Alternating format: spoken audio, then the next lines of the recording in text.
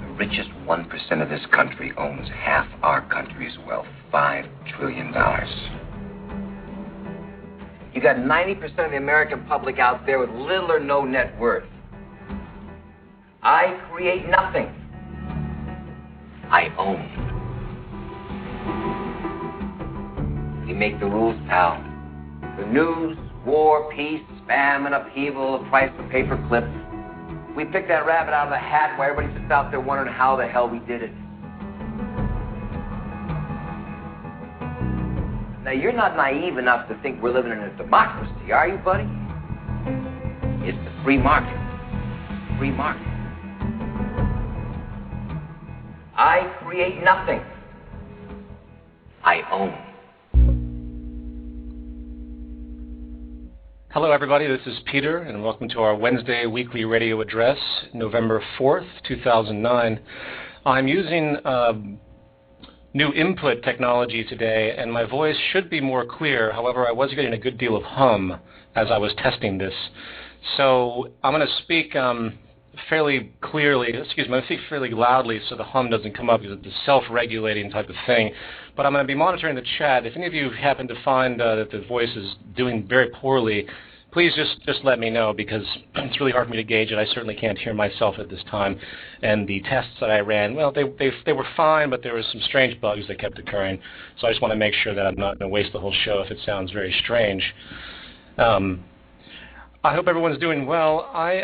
Quick program note, next week I'm going to be leaving for Iowa. So basically, I am not going to have the radio show on Wednesday. So it will be the Wednesday after that, and I will most likely have the Venus Project back on. I will talk to them about that. So that is basically all the announcements I really have, come to think of it. There's a lot of things in the works, a lot of things in development. This show is going to be the first half answering questions, and then the second half, I'm going to bring on Noel, or Tank Top as he's known in the forum, which is our central administrator for the back end of the website.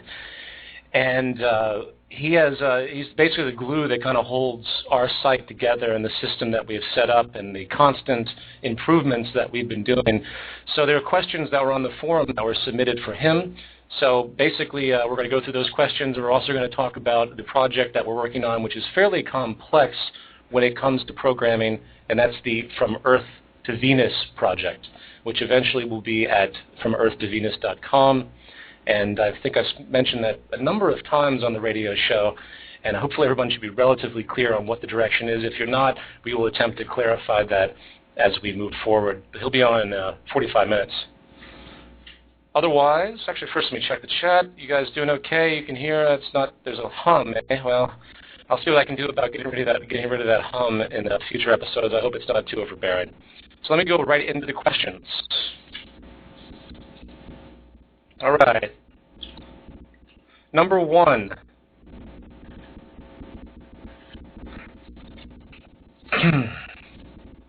With the Venus Project, what happens with all the private land and personal real estate and natural resource empires, that are owned by all the greedy, self-serving individuals in the world? I cannot see them clutching the deeds to anything that they have acquired, and most of them, I'm reading this poorly. I cannot see them unclutching the deeds to anything that they have acquired, and most by non-ethical means. Okay, well, how do these individuals that have tremendous amounts of wealth, how are they encouraged to give up their wealth and submit to the system? That's an extremely complex transitional question. Jacques commented on that a few times. And I think what I would say in summary is that it would be given up through a common acceptance and a pressure coming from the general society. The merit of the system would be so beneficial for 99% of the world's people that the upper 1%, which is essentially what you're referring to, really wouldn't stand a chance. The social pressure would be far too dramatic. If push came to shove, I would say that corporate boycotts would be the next level.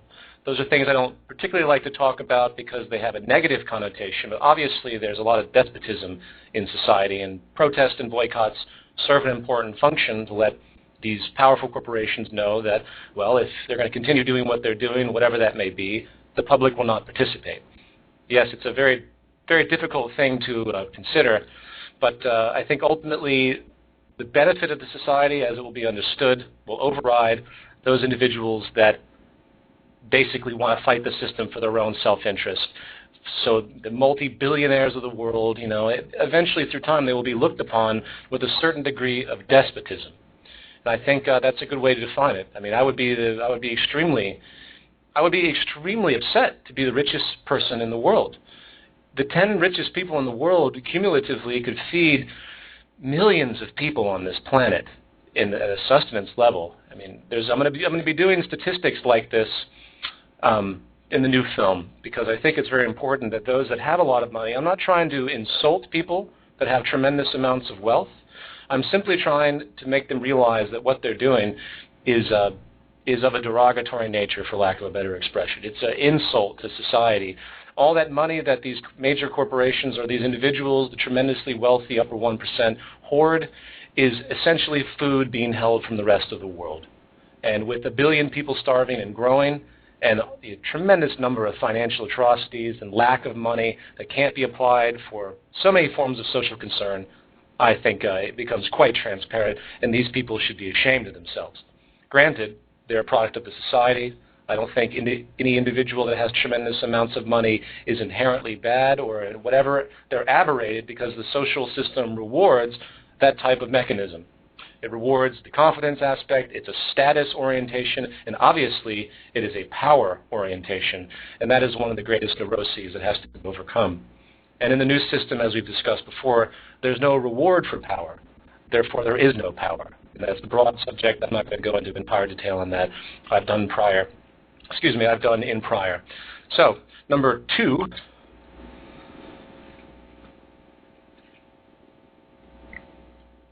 Peter, you said, quote, hunting is a very primitive thing that we're doing. They might enjoy it now, I guess referring to hunters, but if you look at how vain and horrifying it is unless you're hunting for food, which isn't necessary in the system. The person continues, Peter, I fully agree. However, in another radio address you said that, quote, there's no moral distinction between killing a carrot and killing an animal. He continues, it's a paradox you need to address.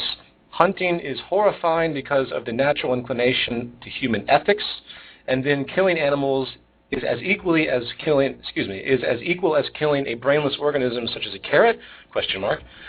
You have even said before that humans differ from other life organisms on Earth because of our ability for critical observation. Okay, you're mixing a number of different things into one misconstrued perspective. The issue is context. The former, meaning the practice of hunting, as you see today, is without utility. It's a sport. It's a trivial cultural practice done for a culturally inclined form of entertainment. And I'm sure there's other forms of emotional and psychological neuroses you could throw in there that psychologists could tear apart, but nevertheless, it's not necessary. That's very different from a nutritional type of perspective. The other has to do with health and nutrition, and that has a more valid basis in utility. The argument between vegetarianism and the argument between eating meat and not eating meat is a valid one, and I think it has many different parameters. I think the practice that has been installed in society now with the incredible amount of manipulation and horrible treatment of animals as they grow these organisms literally with hormones and then give them to the public has many ramifications of problems, and I disagree with a lot of it. But when it comes down to health and nutrition, there's a lot of debate on, again, I know a lot of you out there are very sensitive on the issue. There's a lot of debate on what is the most healthy disposition. There's obviously a historical human attribute of eating meat. Will we evolve out of it? Frankly, I hope so, because I don't think it will be needed in the future. But in the end, as far as what we're talking about now, I don't think it really matters. As far as your final point, you have said before that humans differ from other life organisms on Earth because of our ability for critical observation. Quote, yes, I've said that. I think human beings obviously have a mental capacity that far exceeds, not necessarily for the better, but far exceeds every other organism out there. We have a vast self-awareness. We have many forms of thought that obviously other organisms do not.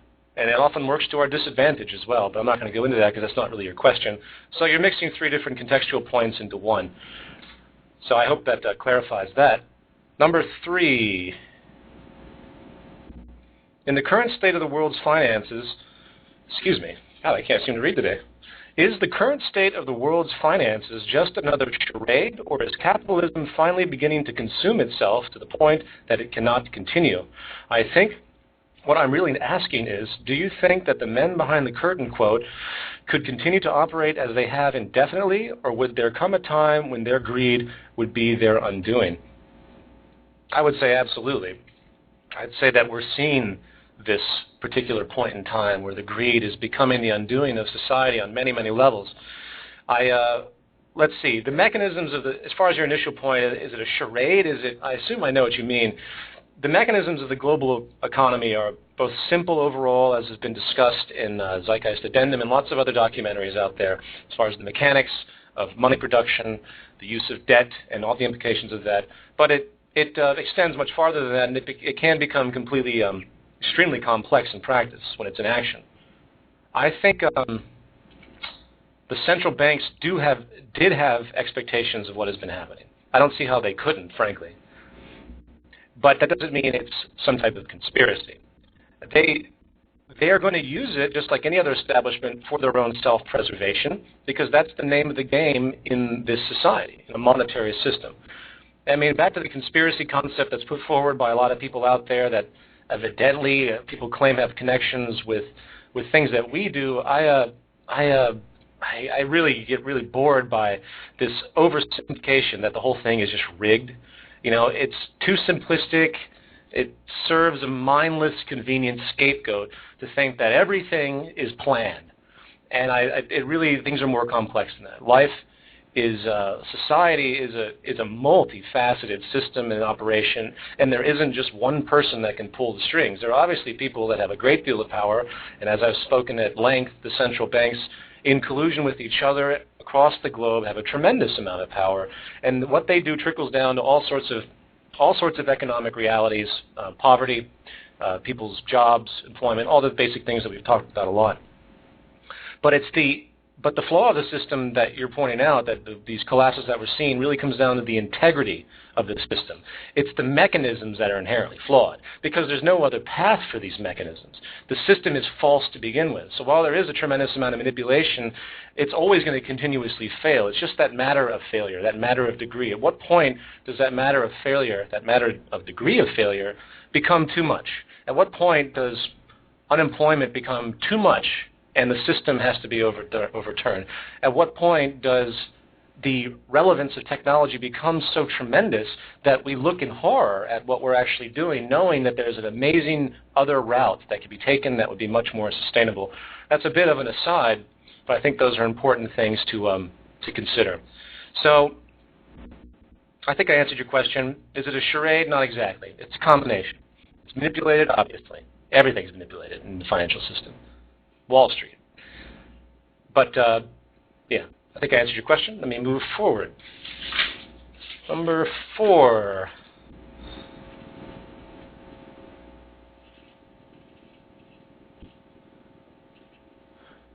When we speak against competition, the point is that we favor cooperation. But isn't it fair to say that the resource-based economy is competing against the establishment? I think so, and I think it's what we need to do. All right, well, that's a very interesting observation, and it's an interesting angle, and I suppose it is accurate in a narrow sense, but the reality is that we're trying to transition from one point to another. What we've had prior is a natural culmination. It's paralyzed because of the established orders, but it is a natural culmination, and I think it's important that everyone admit that. But we're trying to transition to, quote, a resource-based economy, and a resource-based economy is, by my analysis, the next progressive step in our social evolution, as dictated not by politics or money or artificial systems, but by science, technology, and possibility. And that is really all that has ever mattered. So competition aspect becomes moot in my mind as far as the type of transition that we're working towards. Number 5. Some people on the forum believe we need to change government and use it to our benefit. Do you think this is even possible what about the morality aspect of taxing people in order to fund the government? And would you agree that the nature of government is a monopoly on the use of force? My opinion is that we need to stop supporting government in order to make it go away. I think then, and only then, we can gradually escape the monetary system. Okay. Well, first let me go back to your individual questions. Is there a benefit to change government? Obviously, in the long run, we're trying to change government holistically into an entirely different structure where the definition of government isn't even in line anymore, as far as the whole concept of these groups of elected officials that have no experience in anything that's technical, that engage society based on just a handful of control mechanisms, laws, budgets. They engage in hostile corporate takeovers against other countries because all governments and countries are basically corporations at this stage. So all of that is essentially gone, and we come down to the fundamentals. So to answer that part of the question, changing government, yes, to the point where it's in fact entirely obsolete. But to be more, to be a little more courteous to the question, obviously I'd like to talk to people like Dennis Kucinich. Ron Paul is a bit too much of a nationalist. He's extremely biased. He's extremely restricted. He doesn't want to see any type of global anything because evidently he just wants to hide. And there's a lot of people that think this way in the so-called liberty movements out there. And I think, well, hold on a second. Are you guys telling me my voice is messed up here? Okay, hopefully this is going to come in and out. There's not much I can do for those of you in the chat room that are having problems with this. I did the tests. I'll keep them up, and if it, okay, so you're saying it's okay now. I'm going to keep speaking as directly as I can because I think it breaks up when I pause. I'll have to sound check this a little bit more. Okay, so anyway, basically what I'm going to come into your I forgot my train of thought, but we'll go to the second part of your question. What about the morality aspect of taxing people in order to fund government? I'm not sure what you mean by a morality aspect. I mean, taxation is a system that is attempting to extract funds from the population in order to use to support government. But obviously, well, it's actually a very difficult subject, a long-winded subject, but as far as I'm concerned, the United States government doesn't need to tax anybody because they can make everything out of fiat. They can make everything out of fiat. And that's been pointed out by a lot of interesting individuals. In fact, in the 1984 Reagan analysis of the income tax, the federal income tax, it was found that virtually all of it was squandered on interest to the debt in general, and to various other things I don't have in front of me, and virtually none of it went to government functionality. That was actually a report done in the Reagan administration on the income tax, which goes back to my other arguments on the income tax that I brought up before in the first film, but I'm not going to go into all of that. So, what was the next question? And would you agree, quote, and would you agree that the nature of government is a monopoly on the use of force? I don't think I understand that question. Monopoly on the use of force. Well, sure. I mean, obviously they have the power to create laws and condemn people in whatever way they see fit to preserve their establishment. So, yeah, I would say that they have a monopoly on the use of force. I'm not sure what you mean as far as the direction of that question. Anyway, and the last point you made is that we need to stop supporting government in order to make it go away. And I absolutely agree. That's one of the central tenets of the transition that I advocate in a very, very, very peaceful way through protest and rejection of the established order. Okay, number 6.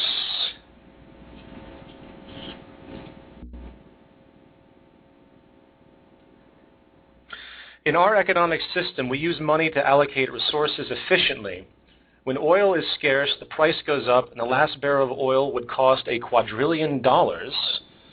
Thus, we would never run out. Money has helped us allocate scarce resources and more effectively than any other system, such as capitalism or socialism. I have watched the films, looked at the Venus Project, and heard some of Fresco's lectures, yet this issue never gets addressed. How can we allocate scarce resources more efficiently, if not with money? Well, first of all, I don't think that you've read or watched the orientation video or guide. And basically, the first thing to consider, there's a lot of problems with your very disposition. The first thing I'd say is that money initially was created, in fact, to facilitate resource distribution to those who contributed labor, yes. It was a method of distributing scarce resources because in the old days, no one had the ability of technology. Technology has been an ongoing creation, now increasing exponentially. So people had to do something to distribute things. They did it based on value associated with one's labor. So that out of the way, in that angle, you're correct. However, in the second point I would make, I would say that in a resource-based economy, the focus is changed to reduce scarcity and promote abundance and sustainability. It's reversed. So we work with technology along with in a systems approach, meaning it's holistic. So to monitor systems, to monitor earthly resources, you want to constantly solve the problem of scarcity very deliberately, and deliberately go for the creation of abundance. And all you have to do is set up a holistic survey and then input the information into a statistical spreadsheet. You could easily use a computer for this. This is why we advocate computerized systems, to monitor and regulate all the resources on the planet in a very simplified fashion. Now, when you say that, some people say, oh, well, that's just computers making decisions. It's not computers making decisions. It's computers arriving at decisions based on input data in a logical, inferential fashion. It's extremely straightforward. It's completely unsubjective. And if you have ever looked at the ink cartridge monitor on your printer, on your computer, where it tells you you're running out of ink, and it can show you the levels in a figurative form, well, that's a little microcosm of what we're talking about. So let me make sure you're incorrect when you say that money is enabling efficient distribution. It's actually the absolute opposite, because the scarcity is being magnified by the monetary usage. Money is based on the preservation of scarcity. I don't think the person who asked that question fully understands that issue. The most logical approach, again, to summarize, is a systems approach to the management of all resources, and that's not only things like energy and minerals and all the things like that, but eventually systems of production are going to be monitored in the same way. Systems of distribution are monitored in the same way. How do we know what people get what? Well, you do it in the same way they do it now. It's based on a survey of demand.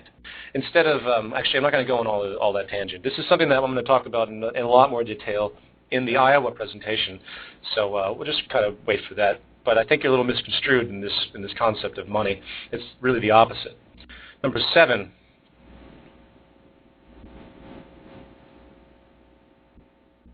I understand the idea that if we can control the environmental signals that condition a human being's mind, we can affect the behavior of that person. This argument for nature has been around for a long time, and for the most part, I completely agree.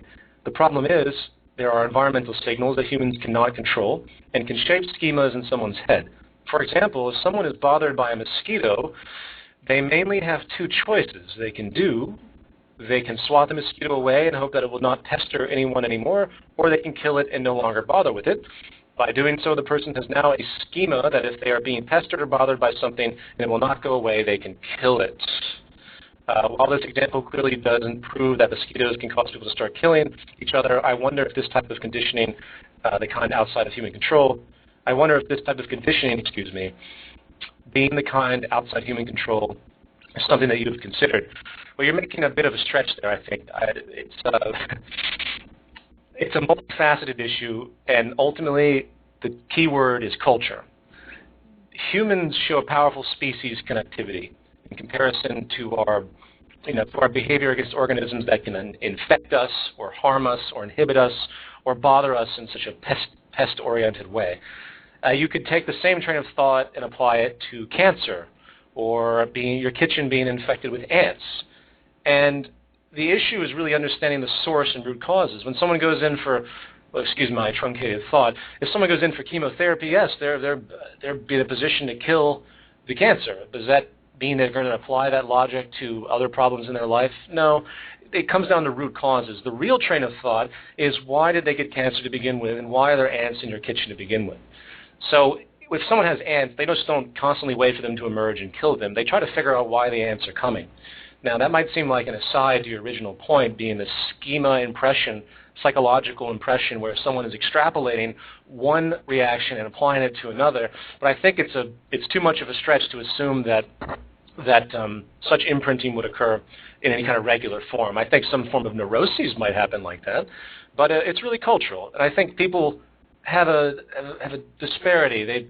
They look at each other differently, generally speaking. In my experience, the way people operate, they will be pretty brutal in their environment, but they're pretty gentle with each other overall. They certainly, I mean, there's a great deal of death on this planet, but if you look at the numbers of people living, it really isn't statistically that extreme as compared to all the other things that we kill on a day-to-day basis. I mean, there's perpetual killing. You can't walk through a yard without killing organisms. So I hope that is relatively clear. The key word is cultural, and I think our cultural educational institutions will further elaborate and make people understand root causes for one, and then the perspective, I mean, this is human-centric. What we're doing is we need symbiosis with the environment, but it is human-centric. And I hate to sound like it's elitist for the human being, but it is based on the survival of the human species, not the survival of every species in the world. That's literally impossible because, unfortunately, it's the manifestation. There's the harmony aspect of nature. It's kind of an illusion, but I think that we can manifest harmony in a very direct way through our intellectual processes, through technology, and through our understanding of the environment very cleanly. There's no way that you can live life without killing something. It's literally impossible. So I hope that makes sense and doesn't sound too severe, because that kind of language they tend to misinterpret. Anyway, number 8.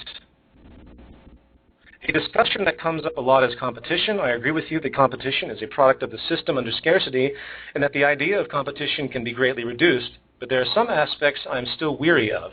I'm a musician, and my passion is writing music. If, for example, I wanted to get a group of people together to perform my music as a band, then I am immediately creating scarcity because there are only so many spots in the band.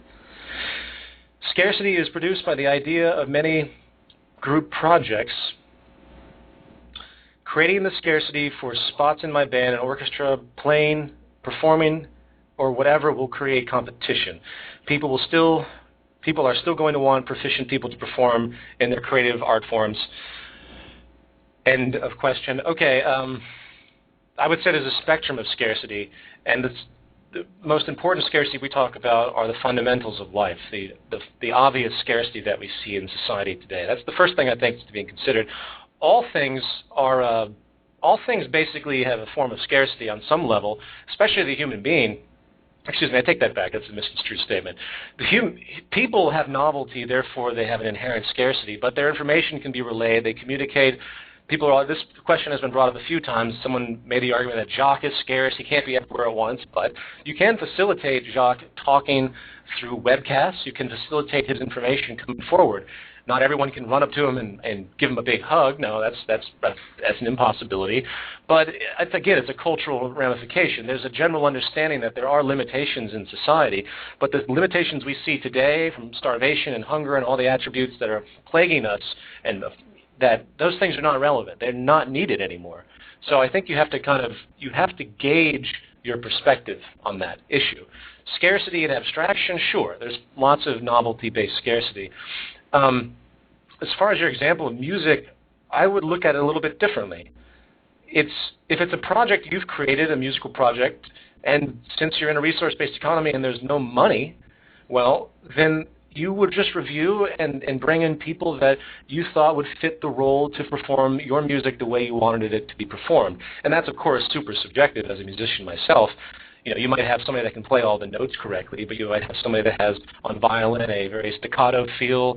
There's a propensity for staccato feel that you don't like, so you gravitate to someone else that has a legato feel. There's all sorts of elements in there. And again, they're specific to the novelty of the individual, and again, it's extremely cultural. And I don't think people would be up in arms and want to be aggressive towards you if you have a project and you didn't think they would be involved. I imagine that they would have other interests to do so. So these are just complex cultural issues. I wouldn't give the term scarcity any real weight when it comes to such notions. Number 9. Peter, what do you think about a Zeitgeist canvassing group? Well, canvassing group, as best I understand it, is a door-to-door kind of promotion used in politics where someone knocks on your door, and I hope I'm correct on this, where they canvass, so to speak, a particular town. I think it's usually done during political campaigns. Personally, that kind of in-your-face type of stuff works, I think, more in a public setting, meaning you would canvass, say, Central Park in New York City. I think that would be a great idea. You just have a big team of you, and you just talk to people. That's basic, fundamental, very basic, fundamental awareness-promoting activism. So yes, I think that'd be a great idea. I'd have to think more about it as far as the specifics. I mean, if someone wanted to canvass a town door to door, knocking on doors, well, I don't know. I certainly don't like it when people come to my door arbitrarily. Given the culture today, there's a standoffishness about people's privacy, and it's better to engage people in a public setting than to bother them in their homes. I've had, religious people knock on my door. Usually anyone that knocks on my door and wants to tell me something, I have an immediate knee-jerk reaction to assume it's something I'm not going to be interested in, but that's my conditioning, and that might be something you run into. I don't want to see people waste their time on things that might just, really be inefficient. But to answer your question, I think it's generally a good idea. Number 10, Peter, after months of trying to get more people involved in the movement and get them to understand its true purpose, I think I figured something out.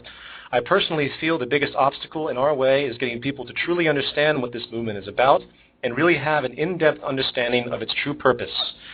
It is the ego. The human ego is truly amazing at the lengths it will go for survival. I honestly can't believe it. People are so afraid of letting their guard down to be vulnerable. Not really a question, I guess, but I'd like to hear your thoughts on this. Well, that's a very good point. Ego is the other side of the competition issue, I would say very generally. You have your competition for money and reward and all of the general physical gains, and then we've manifested this ego relationship, which I think has a powerful connection interrelated to the monetary system as far as reward. When someone comes up with an invention, they want a reward for it. So there's all these things that people will claim. They want to be acknowledged for their contribution. And as we said before, no one really invents anything. People are cumulative, intellectually cumulative. No one could sit in the box without any understanding of physics and come up with a new mechanical invention just on their own. I mean, maybe it's possible depending on the simplicity of it, but you get my point. They'd have to learn all of these things that other people have learned and discovered through time. So it is an interconnected symbiotic process. Everything I'm saying right now isn't coming from my own novelty in an explicit sense. It's coming from obviously learning from Jacques and everything else. And my ego, I have a detachment of ego. I try my best. I mean, there's a conditioning aspect that works in society that rewards ego consistently, and I think that's why people are so obsessed with it. And they create value systems that are completely useless. So I completely agree with you. That's a very large topic. I think education will play a central role in the ego manifestation of people through time. And I think in the last radio show, Jacques actually mentioned that specific point, if you want to comment on that. Ego, jealousy, these are staples of aberration. I will say outright, I don't believe there's any evidence to support it's in our, quote, nature. It is simply what the system has created. Number 11. Hi, Peter. The last week I didn't hear my question, so here it is again. I have heard a lot. Hold on, it's bad English here. Let me read this so I can how do I become a problem solver? Could Jacques give us steps to become problem solvers, and how we should look at situations to make solutions? I think the reason I skipped your question last time is because it's such a massive question that, how do you become a problem solver? I can make a note to ask Jacques that question. Obviously, it comes from a train of thought, a reductive, inductive, logical, reasoning-based train of thought to solve problems. You want to get at the root of the problem, and you want to try to avoid the biases. You want to try to avoid the biases that are inherent in the system you're living. Back to the most broad example of a resource-based economy and all the things advocated by the Venus Project, most people reject these notions, particularly the removal of the monetary system, because they've been so conditioned to think within the social construct that anything outside of the social construct, meaning anything that doesn't talk about government interaction, people, elections, democracy, republic, money, finance, jobs. All of those are establishment notions in our current system, artificial but naturally produced through evolution sociologically. However, the moment you talk about anything outside of that, you're just considered a lunatic. So being a problem solver, I think Jacques is one of the greatest problem solvers I've seen holistically because he looks at what the real problem is. People talk about poverty, and they say, well, poverty, it must have something to do with sources. We just can't help these people. No, they attribute it to money. I'm sorry. The real problem with poverty is money. Comments are on resources. That's the propaganda. But money is why the third world isn't getting what they need. There's no monetary allocation for it. There's no industries in their societies to bring in money. Whatever industries, a lot of these, like Africa, for example, has been completely robbed of just about every natural resource. Theoretically, based on resource value, Africa should be one of the wealthiest countries, on the planet. Continents, it is the most lush, has oil, gold, everything that the monetary system values, but it's been robbed from them, and that's, of course, a different point. My point is, being a problem solver is essentially getting to the root causes. So you have to really brainstorm when you try to solve any type of problem, and make sure you're not too inhibited by the established social structure. Nothing in our current society, as far as the monetary problems, as far as the poverty and crime and the growing prison populations in America, the constant new laws that are manufactured, none of that solves anything. So there's something underneath the current of all of this that is actually the problem, that none of these politicians are willing to face. They don't know any better to face them. They haven't learned what the real problem is. Electing new presidents is going to do absolutely nothing. The move from Bush to Obama is relatively positive, I think more from a psychological level. I think the Bush administration was exceptionally more criminal than most administrations we've seen in quite a while as far as the corporatocracy concept is concerned. Obama is better. I think his rhetoric is more positive. He's not a complete, utter redneck like Bush, who would just say belligerent, violent things to the world as though he thought it was cool. Obama has more tact, and there's a better psychology there. But as far as what he's actually doing, has anything really changed? Has anything really changed? Is it going to change? I don't know. We'll find out. Holistically, in the largest degree, it's impossible for it to change because the social order won't allow it. Okay, I think I've harped on that enough. Whew. Number 12, Peter. I am in the Army. My question is simple. Do you think the best course of action would be for activism in the military? Obviously, thinking for oneself or asking questions concerning the direction of one's employ are not smiled upon in our happy, death-dealing military corporation, so actions available to me are limited. Well, my friend, I like how you phrased your disposition rhetorically. I would say that get out. Why are you in the military? I mean, why engage it? I mean, I know that there's an educational facade to the military. I know people that during the Clinton years, they were just building up that military, weren't they? All the military things were video game advertisements, and you can get money for college.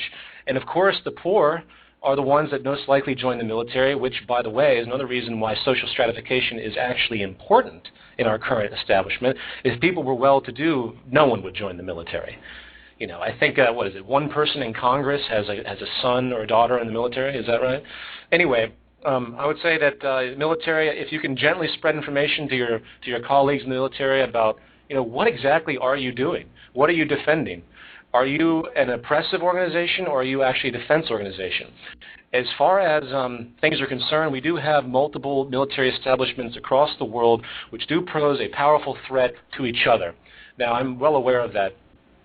I mean, the sickness is broad, and there is a place for defense, generally speaking.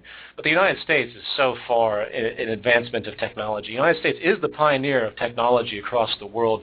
Well, Japan has been slowly, historically speaking, the United States was the first to really move technology forward.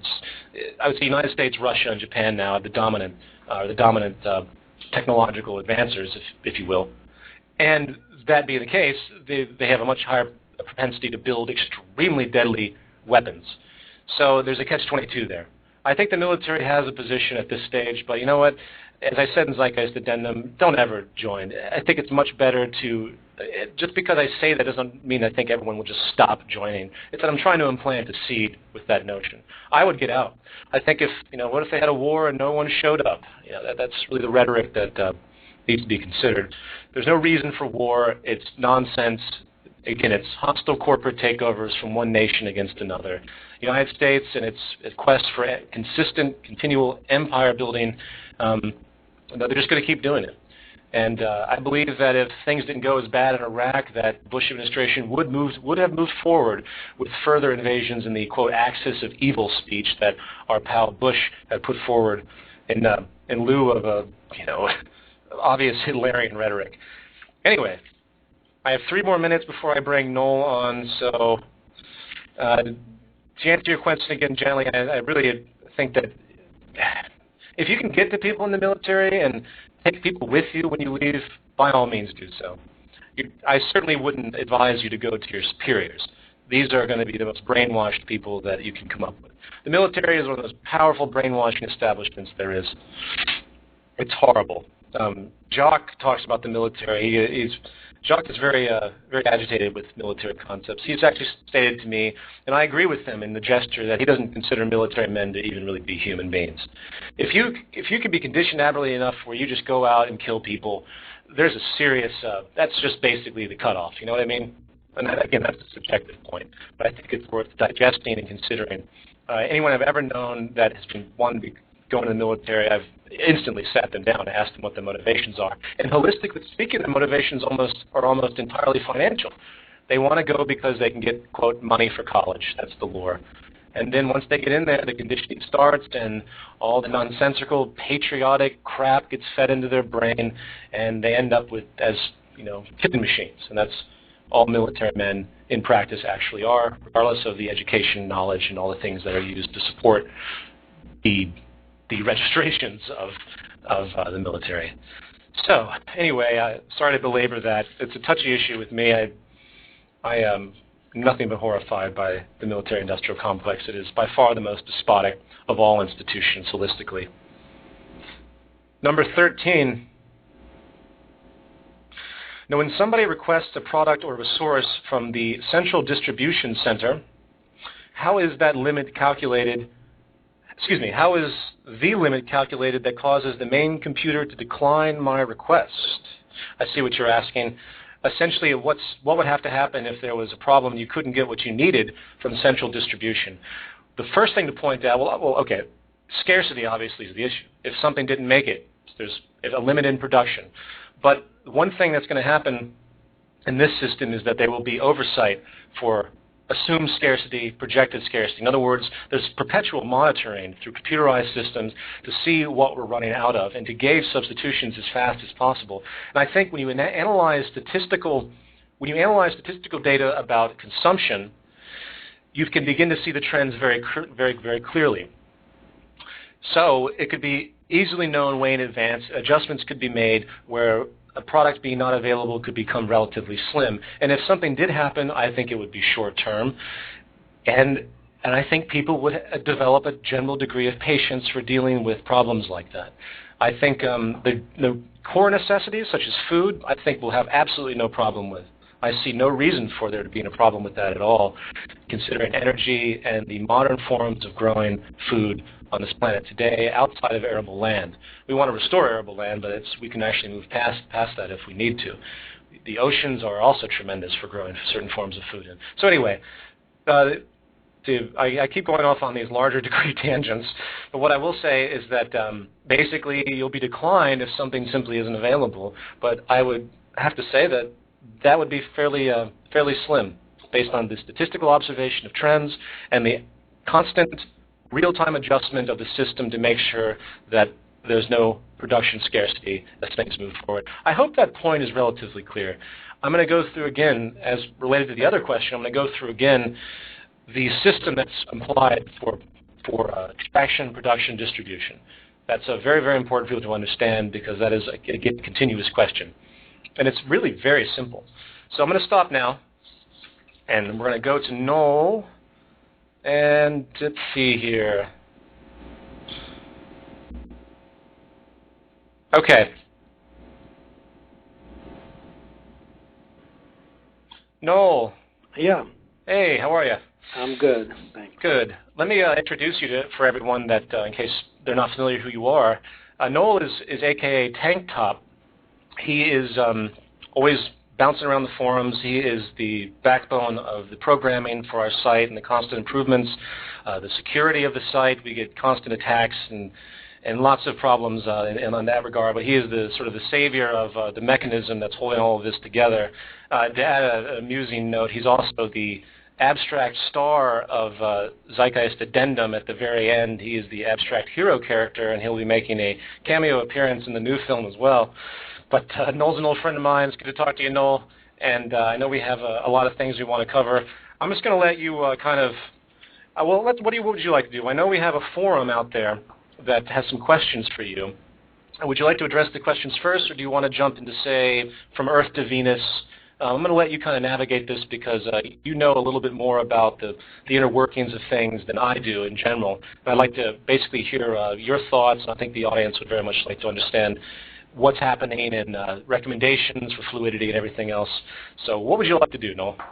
How about if we do a quick summary for the people of the From Earth to Venus, and then I had asked for the questions to direct From Earth to Venus, so I think if we go straight into the questions, the other things will kind of flow from that. Okay. If you want to give a summary of it, or I can. Well, I'll give a general summary, and if you want to weigh in, that's okay. Absolutely great. From Earth to Venus, which will eventually be at FromEarthToVenus.com, is basically a thought exercise in its initial stages, which is going to attempt to have a procedural train of thought, to initiate a procedural train of thought of surveying the Earth's resources and using those resources for all the things that we use today. The analogy I use is, say, for example, we had a planet that was the exact mirror of the planet Earth as it is today, but there are no human inhabitants, yet we were interstellar travelers, and we were very much aware of our current state of technology on Earth. And we attempted to reconstruct a new planet that has the exact same resources. We'll call it Earth 2. And we do it with all of the available knowledge, the most high-efficiency means we can come out with. So we begin with certain phases, for example, and this is something that, Noel, we can talk about. I think the first phase would be the survey of energy. Now, obviously, there are certain things that we don't know. There are certain things we do know, but we can't have an absolute 100% account for all energy resources. Or, of course, things are always progressive as well. So there's always changing information and changing data and new sources. But it's the procedure that we want to harness with this. And eventually, we'll have hopefully a Google API arrangement where we have layers on a 3D Earth with different parameters that can be clicked on to show certain attributes, where resources are, how distribution could occur, the integrity of basically everything that we talk about in the Venus Project as far as a systems approach to society, to summarize it very briefly. This would be the bare bones, step-by-step process to arrive at the basic systems approach that we talk about. And they'll be broken into phases. And Noel and I have been talking about this recently. And Noel, I think the first phase would have to be energy resources, and then we move to minerals. But what are your concepts on this? Because I know you have a nice train of thought too. This is really just a reasoning process. But what are your perspectives on the process? Of course, this has been discussed in the project forums with a lot of details. But I think it's good for everybody to kind of abstract and go back to the first thing you said, which was that it's a thought exercise. And so looking at it that way, we need to ask right at the beginning is, if it's a thought exercise, what types of things are we trying to learn through this exercise? And I think, at least from my point of view, that we're not really trying to learn right away in details exactly what energy is available where to a level of certainty, but more we're trying to do an exercise in how do you look at energy and how would we measure energy and how would we store data about those resources and then how would we analyze and represent them. And when you look at it that way, it's kind of a different project than the nitty-gritty of things like how much oil is under this land. It's more of an analytical process. Do you agree with that? Oh, absolutely. That is precisely what it is. It would be great to have as much reliable statistical data as possible, and there's a lot of resources and a lot of research out there that can help us facilitate this. But it is in fact a process, and I'm going to have Jacques talk about this as well, because this is essentially the process we're talking about is the transitional. What's the word I'm looking for? It is the transitional system, if you will. This is what would have to happen. It's amazing to me today that we haven't even conducted a full planetary survey. I guess it's not amazing considering the corporate control of resources, but nevertheless, we want to begin that thought exercise absolutely. And I think I'm sorry. As a hypothetical, do you think you could learn something through the exercise, even if all of the data that you had was incorrect?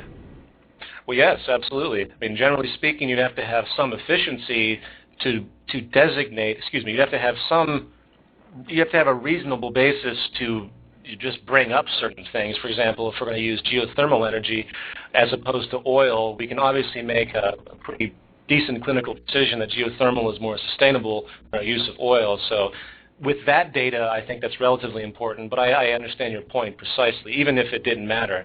Yes, that's a very good thing that should be pointed out. I agree with you. And okay. And then I think in the post that you made on the forums, when you kind of encouraged people to start discussing it, I saw some very specifics, which was the deliverables for phase 1 would be a website, which is the From Earth to Venus is it .com right website, and then underlying that, a database of some sort that would store the resource data, and then some sort of rendering engine. And the suggestion so far that seems to be the most useful is the Google API.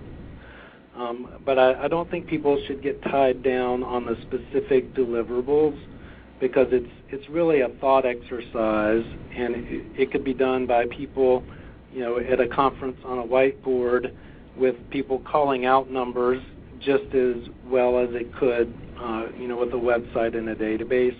Yes. Because it's really just people learning how to look at the Earth in a different way and how to analyze the relationships between different types of resources, rather than arguing about whether or not a number is 1 or 2, and whether the data is accurate enough or timely enough, and whether it's going to change in the future. Yes, absolutely. I think the key word is a reasoning process, and Jacques talked about arriving at decisions. Well, this is probably the best example that I could come up with, because we know what we generally need, and obviously there's a gray area when you get into luxury elements, luxury items, but that we don't have to worry about any of that right now. We know we need energy, we know we need food, and the process of extraction, the process of distribution, based on current technology, which hopefully can be incorporated in some degree. Well, the assumptions will have to be made, of course, but the process becomes self-evident, and we will be able to, quote, arrive at this type of systems approach. I mean, there's really no other way, just to say as an aside, there's no other way to be efficient with the planetary resources than to have a holistic systems approach. And that's why we talk about, these people get so angry at us thinking that we're denoting a world government or something, and they don't understand that those elements are absolutely moot. If you want to have the most high efficiency in your regulation of anything, whether it's a plot of land or whatever, you have to have a holistic approach to it. So that's the central point as a poetic statement. It's a reasoning process. Right. So it's very good you point that out. I know in that forum post there's people going a little overboard with things, so I think it's very important and good that you brought up the fact that we need to keep this on a simplistic level. But I do hope that in time that our information will be reliable enough where it sort of is in between both worlds, where elements of relevance, of technological relevance, of, for example, back to the energy example, where where instead of plotting all the oil locations, a decision is made where we don't even need to concern ourselves with oil because oil is too inefficient and it pollutes the environment. We have all of these other renewable resources. So on that level, there is a tangible aspect to it where people can learn tangible physical realities.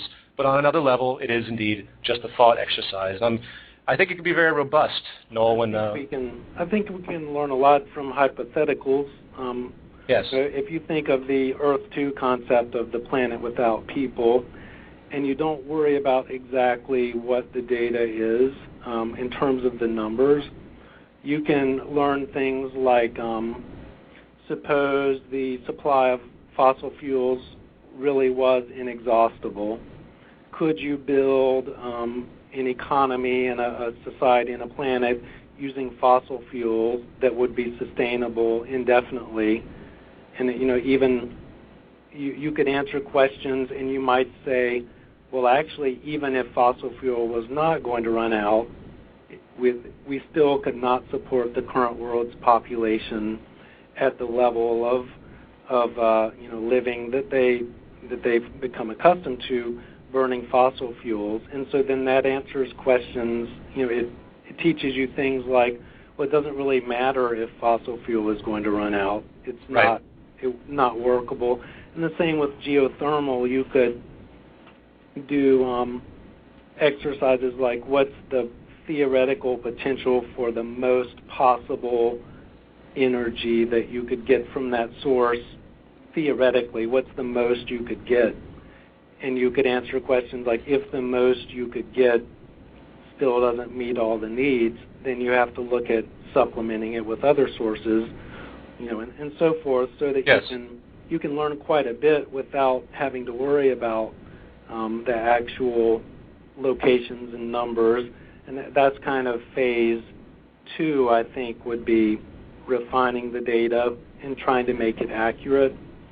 And then a later phase is looking at the way the world is currently situated and trying to figure out how to get from the idealized, theoretical virtual world that we've constructed, how to get the current world to that virtual world. Yes, absolutely. I think that's a good train of thought, and that's exactly what it's about. It's about a train of thought of reasoning and arriving at decisions, and it works in a method. And I want to reiterate this so everyone really understands this. It works in a method that is absent of, quote, democracy. It has nothing to do with people's choice and this level, and it's this type of mechanistic approach to is a cause and effect reality of necessity, and eventually it's going to permeate values is what's really important for the cultural shift and the way people think about how the society is organized. So absolutely, I think those are great points. Noel, is there anything programming-wise that you think should be researched apart from Google API? I just want to, maybe anybody out there you think that might be beneficial to bring in with a particular understanding of a particular language. I'm just curious if you wanted to throw anything like that out there that you think would be relevant to the programming. I think the critical part of this project is the data model, and people haven't really discussed that very much so far, but it's actually modeling the data and figuring out what parameters to store and how the data is interrelated is the most important part of the project, because rendering it and geocoding it and putting it on a website or a Google Earth type display, that's really pretty easy. Sure. But figuring out how do we measure energy, how do we measure sunlight and potable water, and how do we measure things like the potential for geothermal energy? Yes. And how do we store that? Sure.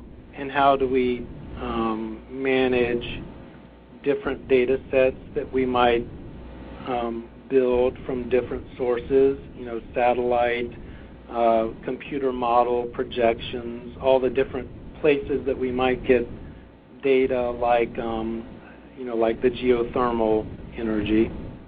Yes. But figuring out how to store all of that is really the most important part. Okay. So that's not an easy task. So I think having people who have experience in database design and also just in analytical thinking and system analysts, I guess is what you would call them, Sure. to actually come up with a model for how we would store that, and then also selecting a database infrastructure that's scalable to a global level is right. also a very important point. And I know Google has a data API, but there are also a lot of other distributed ways of storing data. And what we want is a data model that could scale so that you could have 1 million people inputting data, but could also be open enough that anyone who wanted would be able to get all of the data that we accumulated and store it themselves and use it. So we don't want a proprietary system where the data is essentially trapped. Sure. But we also don't want a small-time system that we're hosting ourselves where it's not really possible to scale it to the magnitude that we need to. Yes, those are important back-end considerations, and there's a lot of other parameters I'm sure you could go into as well as far as that. So I'm just going to kind of throw out there that anyone that's listening that can identify with what Noel is saying, to send an email to media@thezeitgeistmovement.com with the subject line, we'll just say, from Earth to Venus, or programming help. That's probably better. And we can kind of begin to filter things out and see where we can go with this. And there'll be more. I think there'll be more interfacing with everybody as well on this issue as far as process, because I'm curious to know what other people think about the process.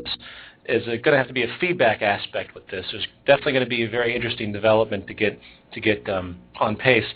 And for Zeitgeist Day 2010, I'm hoping that this project can expand enough where there's something to show that has a tremendous amount of potential for the thought exercise. That could be a part of a nice presentation to the general public to show this train of thought. Because I think the more I think about it, the more important it seems to be to me for people to understand this different worldview about starting from the ground up, utilizing the planet holistically at the highest, most efficient way, in the highest, most efficient way we can. So, any more points on that, Noel, that you want to talk about? Go back. The second level, I think, that we haven't really discussed a lot that's also very critical, and we've discussed this previously. I wanted to mention the gapminder.org website. Right. And this is actually, some of this technology has been acquired by Google recently, but the Gapminder organization is a not-for-profit, and its, tagline is unveiling the beauty of statistics for a fact-based worldview. And so essentially using statistics of the world the way it is now, they're trying to create a fact-based worldview, and that fits right in with what Jacques and we're trying to do, which is come up with a worldview that's actually based on data and evidence and scientific analysis rather than politics and monetary systems and all the other things that currently kind of make decisions for how things happen. Yes. But the people who are doing Gapminder, I guess there are two things that they're doing. They're working with non-governmental organizations as well as governments to try to unlock the data that corporations and the UN and other groups have, the demographic data that they've accumulated, and to make that available to everyone so that people can analyze it and form this fact-based worldview. So that's one aspect of what they're doing is trying to unlock data that's already there. And for example, the energy companies and the CIA World Factbook, and there's tons of people who have a lot of the data that we would need already, NASA from the satellites, but getting that data into a format that everyone can access and use for their own analysis is a pretty daunting task. Sure. So that's one thing, is just getting data that already exists. And the other thing that they're doing is figuring out visualizations for statistical analysis of the data. And that's really where they stand out. A lot of people that are listening have probably seen the TED Talk that Hans Rosling did, where he basically does time series graphs of different data. Right.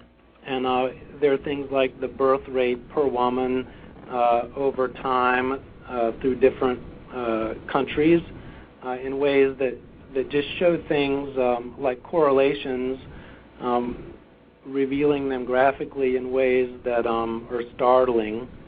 And if we combine this sort of visualization of the data with our virtual representation of the world, I think we can come up with some compelling, fact-based, media. Sure. That will help people understand things like how we could change the way agriculture is done by deploying wind power and geothermal power and hydroponics, just things like that over time. There are graphical ways you can represent that. And this would be especially helpful for transitional thoughts. Absolutely. Like, what if we replaced fossil fuel with solar power over time? How could we do that? And looking at things that have happened in the past that are similar, how would we have to do it, and what goals would we have to meet at certain points in time, and what would the effects be on things like global warming and depletion of resources and all that kind of stuff. Sure. But that's the other thing. So the data acquisition from existing sources, and also people who have ideas on how to render the data, because just having it modeled on a globe, where's the energy on the Earth, is nice, but it doesn't really answer the hard questions. That right. has to be done, like if you were going to do hydroponic agriculture that required energy, how would you locate the energy and the transportation or the grid and the agriculture? Things like that are statistical things that if you represent them effectively, answers can become apparent that aren't obvious just by looking at different representations of the globe and where the resources are. Yes, those are tremendously good points. I think gapminder.org and everything that you just commented on is immensely in line with exactly what we're talking about. And it's very frustrating that there's so much data out there that's hoarded by corporations for their own proprietary reasons.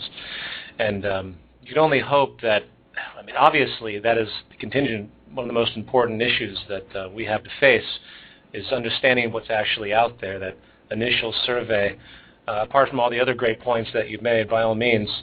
So, yeah, definitely. I'm going to be downloading the program from Gapminder and might be using it a little bit. I'm going to try and get in touch with the individual as well. Right.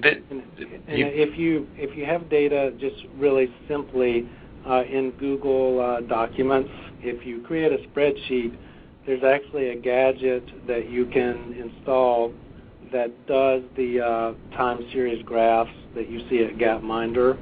So it's pretty easy to set up a time series of data points and parameters like location, country, or whatever. And you can create those graphs yourself using completely free software and only using Google Documents online. Yes, great. So if That's great. anybody's interested in just looking at it and figuring out how to create those data models, it's all out there available free. Maybe we could make that particular issue with these time series, or basically data models of all sorts that maybe have a superficial relevance to the From Earth to Venus project in general, and we can incorporate those onto the website as well. Basically any form of statistics. We can have a section just for statistics on anything and everything, even though we might not be able to incorporate it directly into the holistic project. By all means, back to reiterate, this is based on statistical analysis.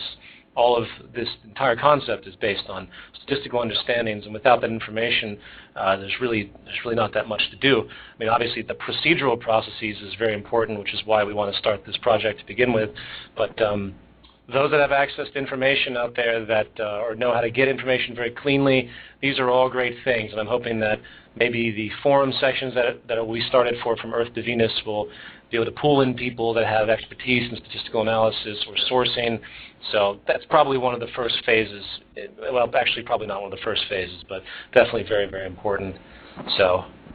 And I think it's really important for people not to get caught up in the specific implementations. If they don't like the Google Documents way of doing it, they can still find other ways of doing the same sorts of analysis. It just happens to be a convenient one that's free for anyone to try without really any investment in installing software. But the important thing is the process and that thought exercise of learning how to understand the data and visualize it and analyze it scientifically. And that's way more important than what software we use and yes. what color the background on the website is and all of those types of things. Sure, absolutely. Yeah, it's unfortunate that people get distracted a lot with minutia and they miss the larger picture. In fact, that's a general issue that's concurrent in almost every aspect of what we're doing, is these kind of complaints that constantly arise that really don't have as much relevance. But anyway, that's something as far as the website I'm sure you deal with. And that'll lead me to another thing I wanted to mention. Oh, please. Before we get to the questions, I'll post these links in the on the thread for the radio show questions, so that people, if they forget them or can't understand or my southern accent or whatever, they can get it off of there. There's another one that someone posted to the forum that I think is really good. And I don't want anyone to take it the wrong way, but the video is called How Open Source Projects Survive Poisonous People.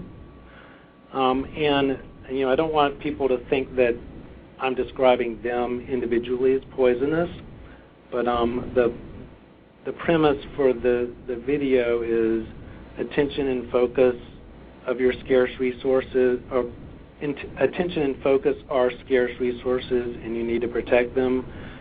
Quote, poisonous people tend to distract communities and scatter the attention of focus of the people.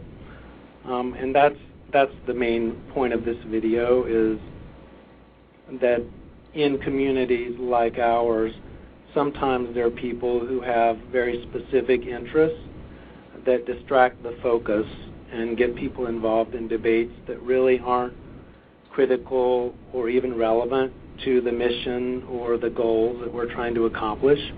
And this video has some good ways to handle people like that without dismissing them, but also without allowing their concerns to sidetrack you from your goals. Nice. Yeah, you mentioned that to me. I haven't had a chance to look at it, but I certainly will. Okay. So that'll be definitely good. So do you want to get to the questions now? Yep, we can do that. Okay. Let's see here. Have you had a chance to review them? I'm looking at them more or less for the first time. A lot of them are not really back-end questions. They seem to be questions that they seem to be broad questions that. Have you had a chance to go through these, Noel? I did, and a few of them were directly about the From Earth to Venus project. Okay. And then a few of them I thought were more appropriate for you because they're just general radio questions like you often get about the resource-based economy and Jacques and well, since we don't have that much time, let's focus on the questions that are more directed towards what you're doing.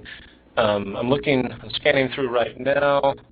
Well, if you've had a chance to look at them, what would you do you want to moderate this issue? I can jump in too, but why don't you just tell me what? Yeah.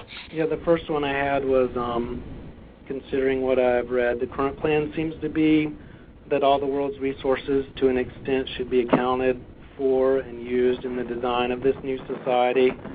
While this may have its benefits, I don't feel it's the best way to tackle the project. I feel we should work our way from the top down, designing this new society, and at the end determine how much resources it would take to do so. And I think basically you answered that when you said that it's a thought experiment, and that really is what we're planning to do, is go from the top down and figure out in abstract how many resources it would take to build sort of an idealized society. Yes. And I think one thing to point out that it should be relatively obvious is we're going to base the model on, of course, eventually the current population, the current energy usage, and of course extrapolate energy usage that isn't happening for the massive amount of people on the planet that have no access to energy. So there will be larger order extrapolations as well, but again, that'll be within a larger phase. Anyway, I just want to throw that out there because there's so many wonderful facets to this. And again, as a thought exercise, it's not going to be 100%, but it really will get people thinking, I think, Noel, in a very positive way, in a really holistic sense. So, but anyway, I didn't mean to interrupt you. Well, that's fine. Yeah. Next question?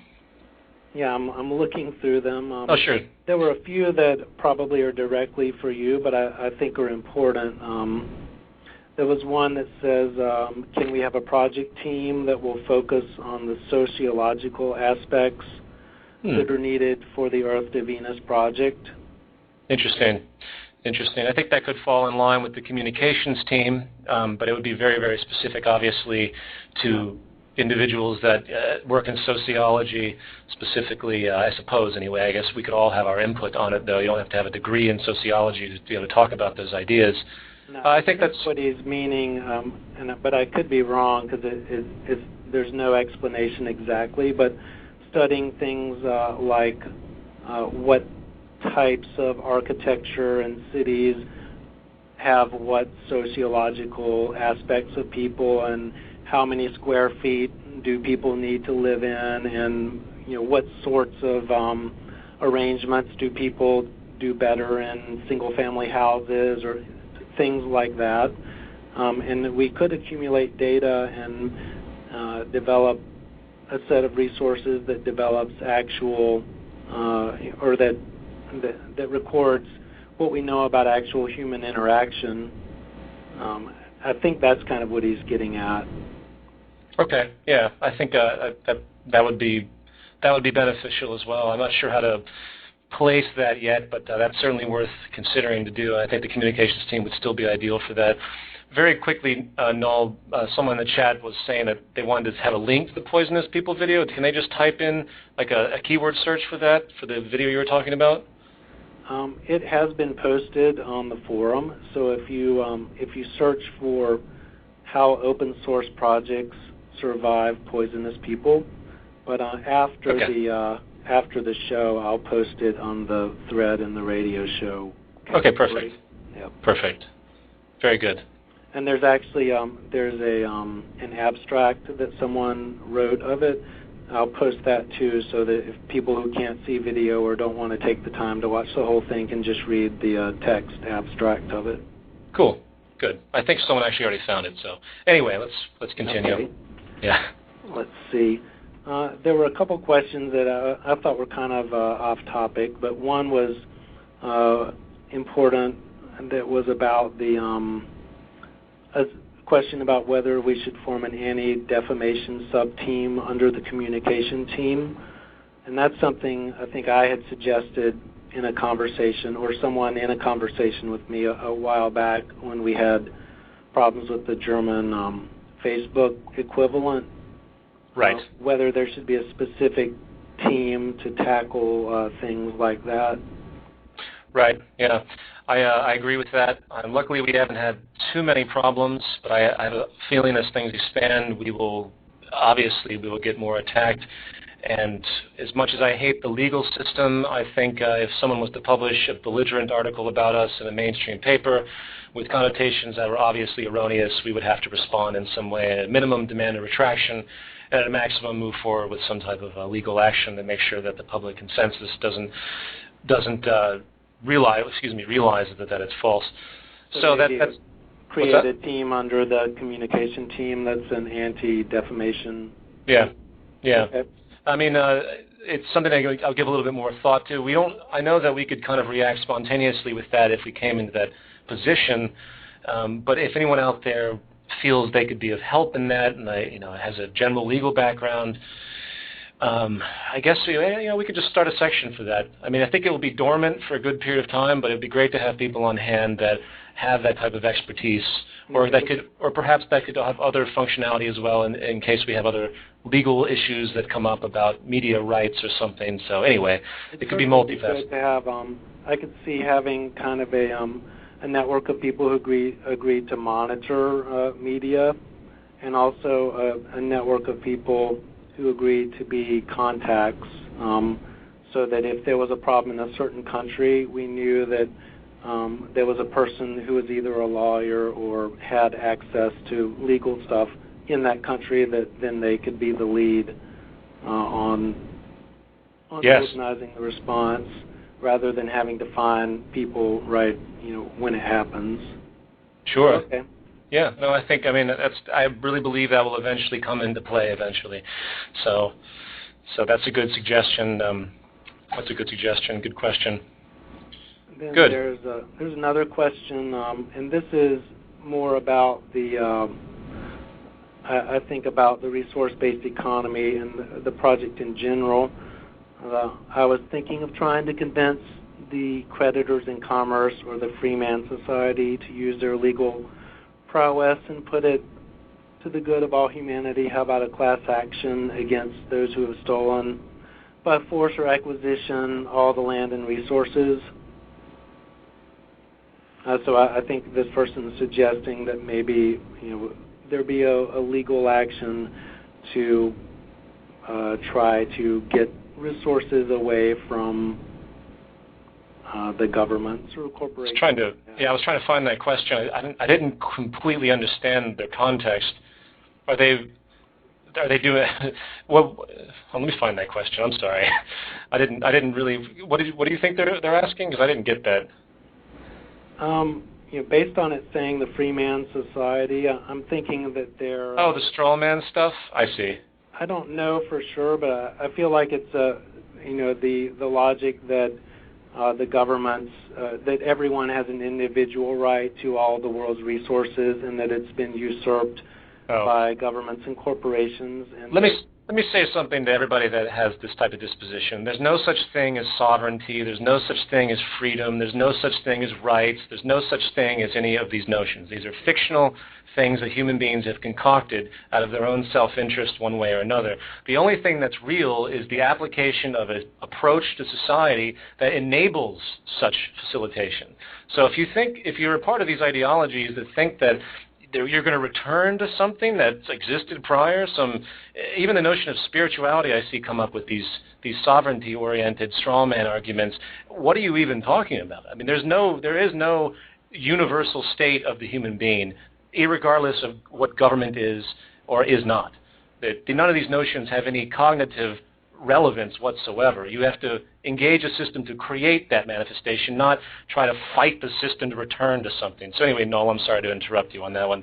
I felt that question was for you anyway. Okay, well, yeah. I don't mean to sound harsh on that, but I get this weird kind of superstitious thing happening with these people that they think they can use the legal system to their benefit. And while it can work to a certain degree, it is not going to get you very far. And I think if it did, you'd have a lot of people out there doing these sovereignty-based elements and all the things that people claim they can do to not pay their income taxes, to not have to do this. Unfortunately, it doesn't matter maritime, common law. The general court system does not acknowledge any of these things. They're fantasies essentially that have been concocted out of extremely old ideas that go back to ancient Europe. So anyway, whatever. For me, the important thing on that is even if it were true, and I don't have any evidence that it is, still in terms of practical reality, it's not relevant. Exactly. You don't have any rights unless you can exercise them. So if people have seized things, and are taxing you or whatever without your consent, there's no secret legal loophole that you can find that will somehow make them stop doing that. Basically, they're exercising their corporate power, and there's nothing. There's not some secret thing that if you reveal it or you filed just the right lawsuit, they'll suddenly say, "Oh, you're right. Here's all the world's resources because you didn't cross the T's when you signed your name," or something. Exactly. The legal system is an emergent phenomenon. If such loopholes did exist and gained prominence, they would simply change the laws. That's all they have to do. Or ignore the laws. Yes, exactly. Bush certainly demonstrated that when the laws weren't convenient, they were willing to ignore them for national security or whatever other concerns they made up. So. Precisely. And going back to notions like the income tax, which is essentially a voluntary commitment, these are, we can debate on the general notion of the points, but there is a legitimate basis to the definitional logic that is inherent in legal constructs, and that is always semantically interpreted in whatever way the court system is advised to do so. So anyway, I don't mean to harp on that. Okay. We have 3 minutes left. Any other questions you want to? There were two more that I thought we could group together. Okay. One was, wouldn't it be useful to try to ascertain what is sustainable for a projected population? And the second was basically, I'm of the opinion that to determine this figure is impossible. Part of having a sustainable future is having a sustainable population, i.e. one with zero growth or decay. And I had a comment on that, but you probably are better to answer it. Well, you go first. It's a bizarre question, but go ahead. Well, I think underlying it is the Malthusian essay on principles of population, which is basically the assumption that an organism will expand in population until it exhausts the resources. Right, yeah. And that's true with microscopic bacteria and other things like that. But I think it ignores two exceptions that apply to humans. And one is that it assumes that an individual organism's impact on its environment is always going to be negative. And there's no reason to assume as a given that an individual human would not leave the world with more resources than he or she came into it with. So more people, if each person created more than they consumed, then the population could expand infinitely because the impact of individuals is positive. And then the second thing is that humans can modify their behavior, and so there's no reason to assume that people would continually reproduce. And we have plenty of demographics. There's some at Gapminder that show the birth rates declining as the standard of living raises. Right. So when people understand that their standard of living may go down if they have more than a certain number of offspring, I think it follows that they will modify their behavior, or at least it's fair not to assume that they won't. Yes, I couldn't have said it better myself. The only word I would throw in there is it's really a cultural issue. It has to do with values and culture. I think that the Malthusian concept is an extreme notion. I don't think it really holds true. I think it might hold true with some organisms, but the human being, again, is a culturally malleable, educationally prone organism that has a vast amount of options based on influence, based on what works, based on obviously education. So, the sustainable population question, back to it really just comes down to how the population understands its environment and the interconnectivity of it. Anyway, I have to go, Noel. We're running out of time. I have 20 seconds left. I really appreciate you coming on, and I'll definitely have you back on very soon. Thanks for having me. All right, take care. You too. Bye-bye. And thank you all very much, everybody, and I will talk to you next week. I'm going to run out of time right about now. Okay, take care.